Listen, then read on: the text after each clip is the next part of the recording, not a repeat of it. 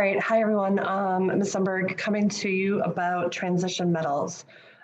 So if you were to look at our periodic table, and I'm just going to insert it right here, I'll delete it later.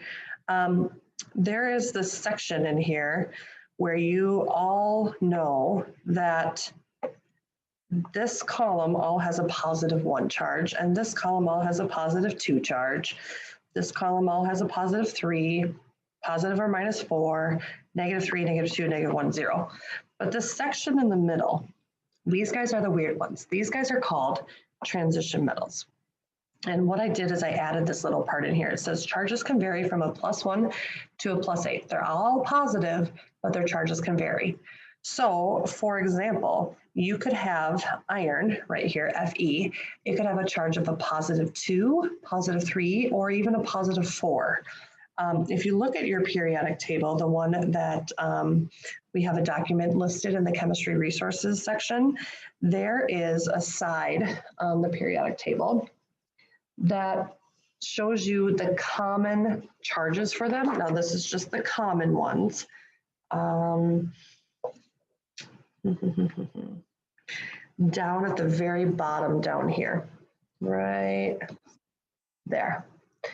These guys are the common charges for those transition metals, okay?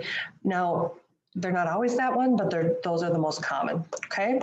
So when we look at this, there needs to be a way for us to describe what the charge is, because sometimes you can have an iron 2, and sometimes you can have an iron 3, and sometimes you can have an iron 4. And so what we do is we add these charges to tell us, or the Roman numerals to tell us what the charge is. And those Roman numerals match the charge of iron. So when I write on this one, I know that this one has an iron of +1 and a chlorine of -1. Okay, because this is the charge on iron. This Roman numeral is the charge on iron.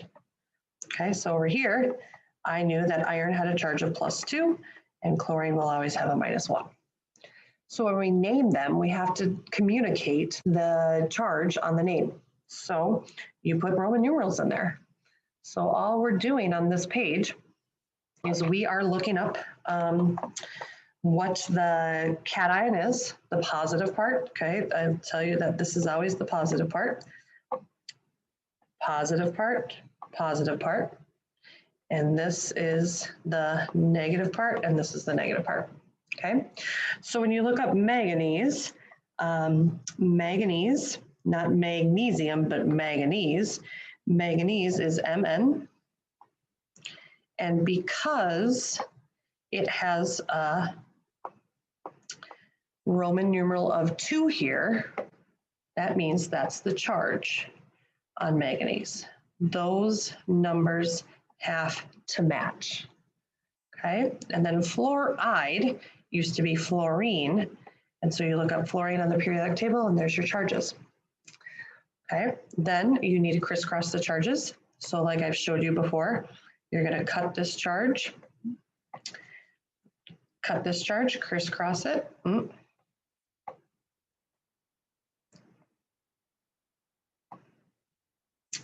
You're going to crisscross the charges. So this 2 comes down here, that 1 comes down there. You're going to write Mn1F2, but we are smart enough to know we don't need a 1 there, so there's your formula. Okay, so this is kind of how you're going to do this. I want you to be very careful because this is one that you're going to see a lot, and this is one that is kind of tricky. Because you always want to reduce your charges to the lowest common factor, I guess you could say. So palladium is PD.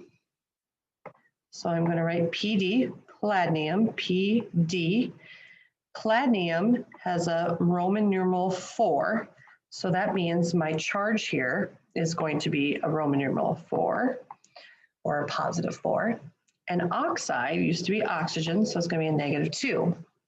Well, if I were to tell you 4 and a 2, immediately what comes to mind is like, oh, those can both be reduced by a factor of 2. They both have a greatest common factor of 2.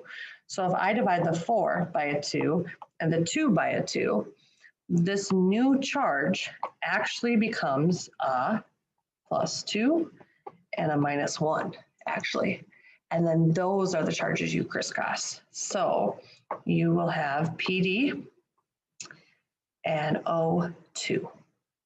Remember, there's a little invisible 1 right here, but we don't write ones, so you can erase that.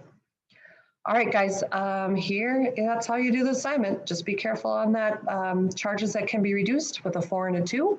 And if they're a 1 and a 1, they cancel. And hopefully this helps. Bye-bye.